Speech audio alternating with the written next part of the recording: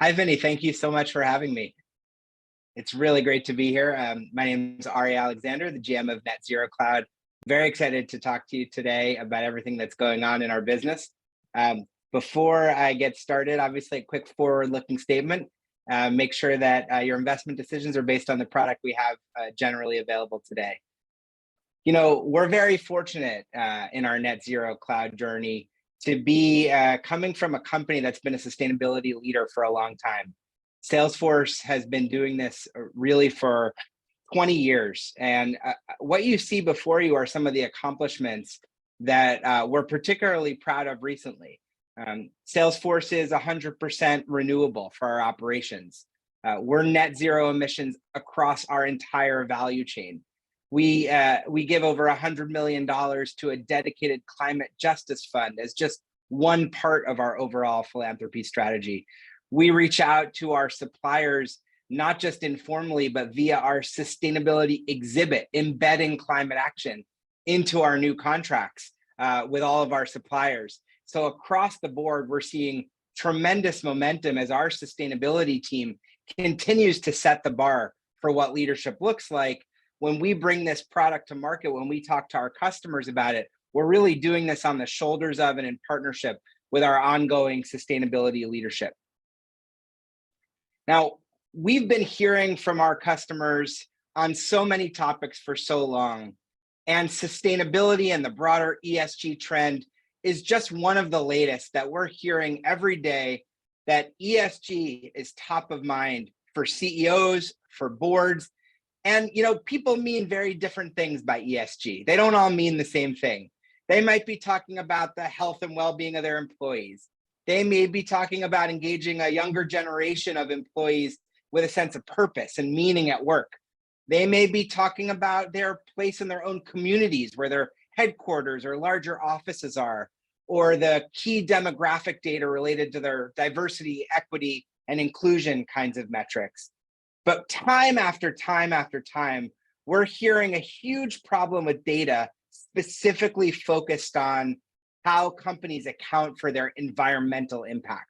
So net zero is kind of one of those phrases used today because net zero entered the lexicon on the global stage as something that the world needed to achieve globally out, 30 plus years at the time, now 28 years from now, net zero by 2050. And as a result, a lot of large companies that had been sustainability leaders themselves thought about, well, what's our place in that global net zero story?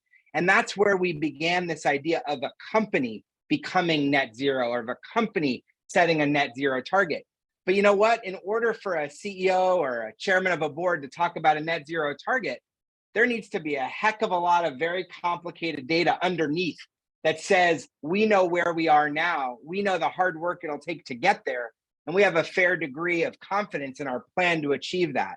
And most companies don't have that, Vinnie. Most companies don't have a single source of truth for their environmental data. And so what Net Zero Cloud came into the market to do was to address that foundational problem that all of our customers are experiencing.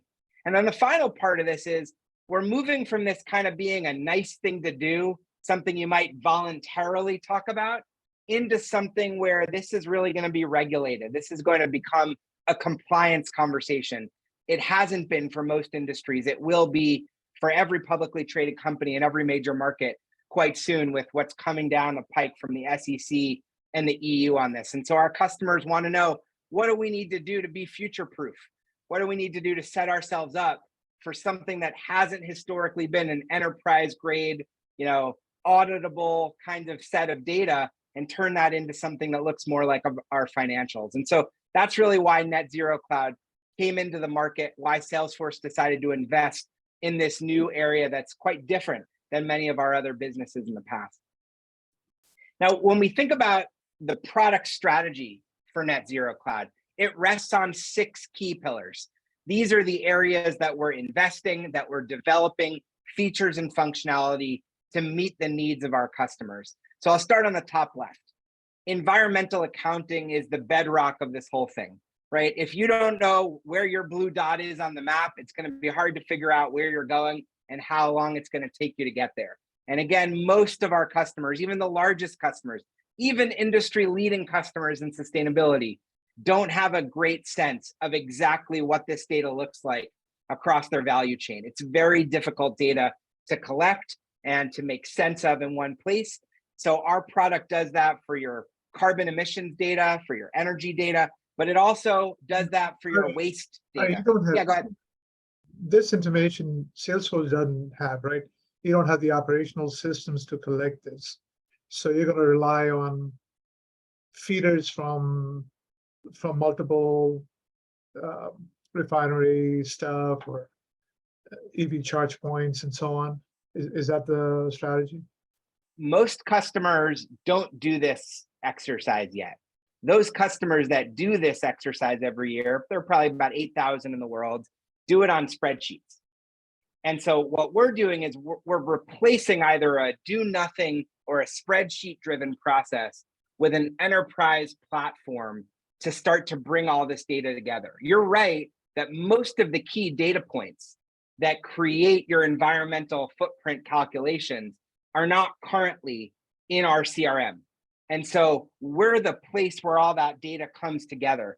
And it comes together like any data comes into Salesforce. It can come in via CSV upload.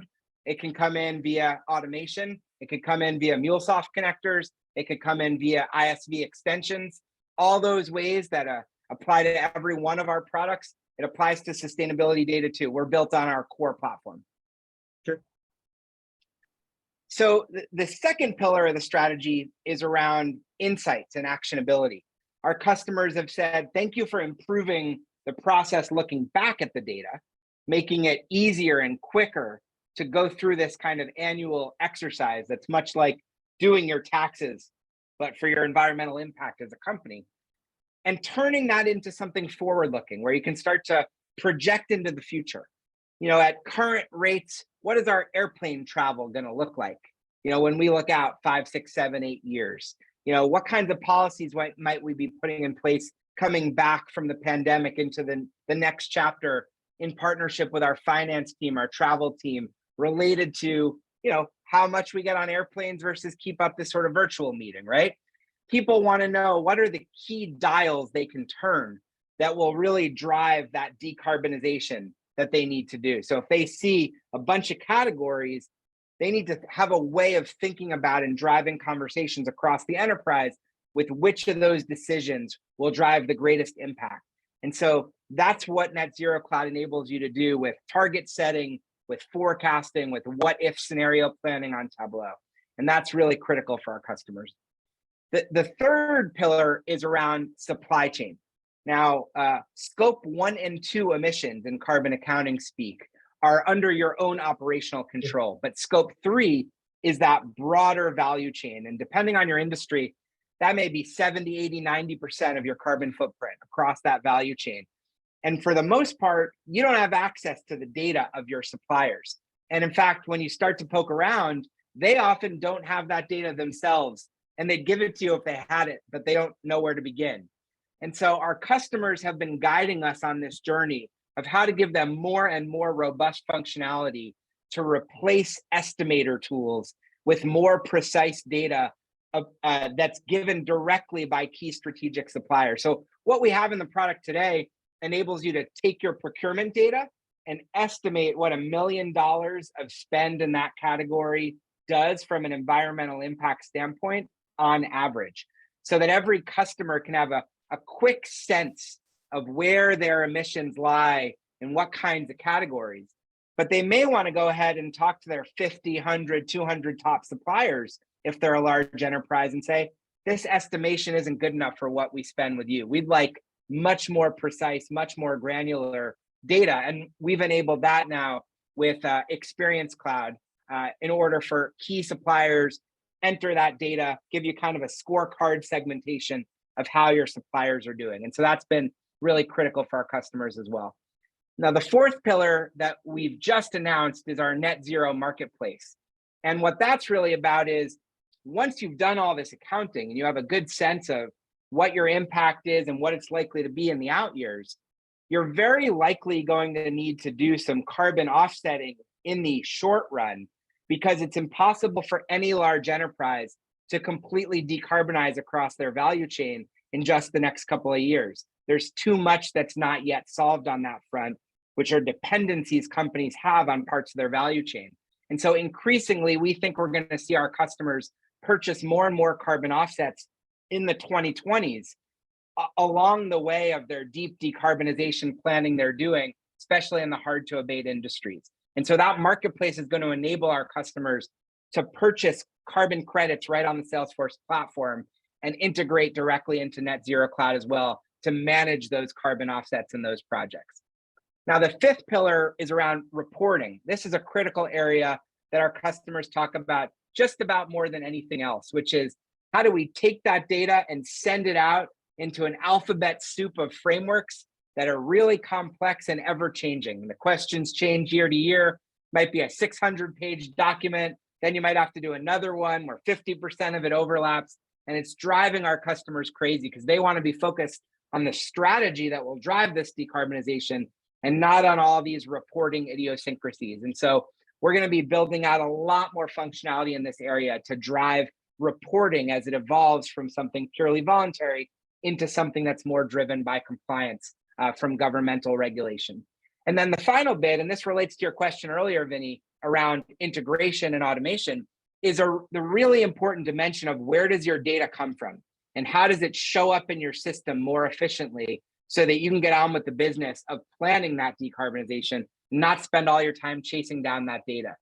And one of the great things we did recently was we partnered with Urginet, now Arcadia, that acquired Urginet, on an extension of Net Zero Cloud that enables our customers to access their utility bill data from 9,500 different utilities around the world.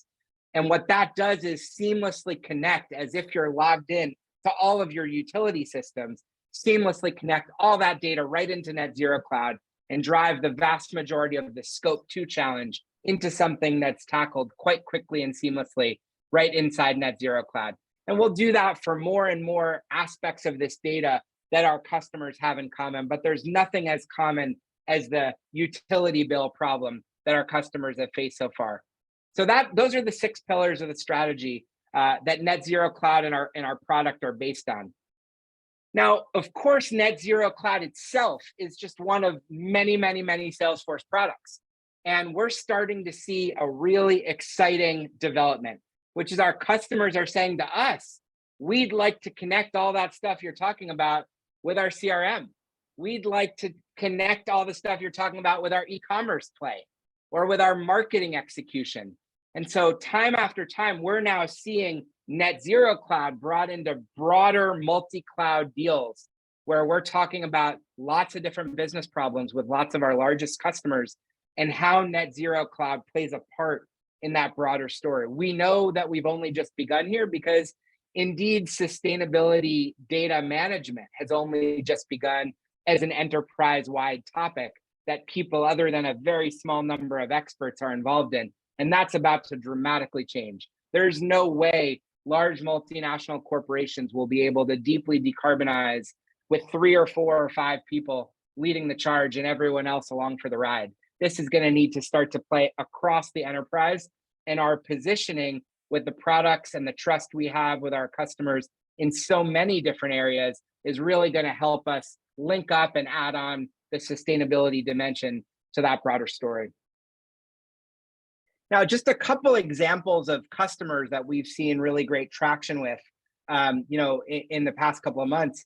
MasterCard, when they saw what's called the EEIO functionality, that procurement estimator, to take all their Scope 3 data and the impossible task of trying to figure it out and get a sense of what that looks like, they were sold the second they saw that part of the product. And that was before we've done all the even more sophisticated stuff on supply chain management since then. That was the thing that sold MasterCard, and they're loving their use of Net Zero Cloud as a single source of truth. For Miller Knoll, it was more about transparency with their customers. They had never been able to take the data they had collected and turn that into something that they could go out to the public with and really share on offense what the story of their sustainability data was, rather than just reacting to the pressure that the industry was getting. And that was really the driver for them.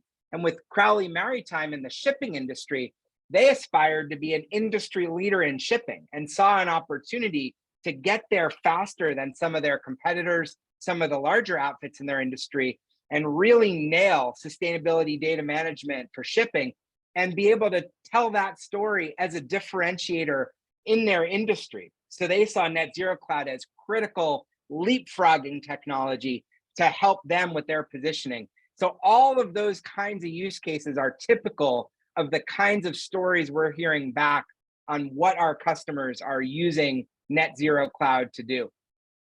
Now, the most exciting development that we've just publicly talked about for the first time is the Net Zero Marketplace. And I mentioned that a few minutes ago. The website's going live later in October. And this is something really new and different for Salesforce. You don't have to pay a cent to access it. You don't have to be a Salesforce customer. You don't have to give your email address to see what's going on. We're creating a website for anyone in the world to come and learn about the voluntary carbon market, learn about what it means to send finance to climate solutions, to projects that are accredited and equivalent to removing or avoiding a ton of carbon emissions. And we expect our customers to embrace this marketplace and really change the dynamic going on in the voluntary carbon marketplace. And on the other side, we expect an explosion of what we like to call ecopreneurs, entrepreneurs whose business ideas, whose very businesses themselves are aligned with decarbonization. It's not an asterisk for them or something on the side of their business. They're primarily driven, their success, their growth is everyone else accelerating climate action. And we're going to start with dozens and dozens of these ecopreneurs across over 10 countries having their projects featured on our marketplace, and our customers and everyone else in the world able to come and look and engage in climate action now. This will have a galvanizing effect on democratizing the kind of conversation that everyone needs to be having, right? A lot of what we were talking about before, carbon accounting, very technical subject matter, just like you wouldn't want everyone in the company to do your taxes as a company. You don't want everyone in the company doing your carbon accounting. Something like this, where people can learn about how money is utilized to scale climate solutions, and what are the barriers, and what are the quality conversations, and what are the third-party reviewers doing to verify. This is something anyone can relate to and get involved in. This is like the way a common citizen can think about their decisions that add up to a huge amount of the story that will unfold around sustainability. So we're really excited to begin this conversation and to welcome everyone to the marketplace. We think it's going to be really powerful, and we know we're just getting started. So thank you very much. I'm really excited that I got a chance to meet some of you in person last week at Dreamforce, and I'll look forward to continuing the conversation with many more of you.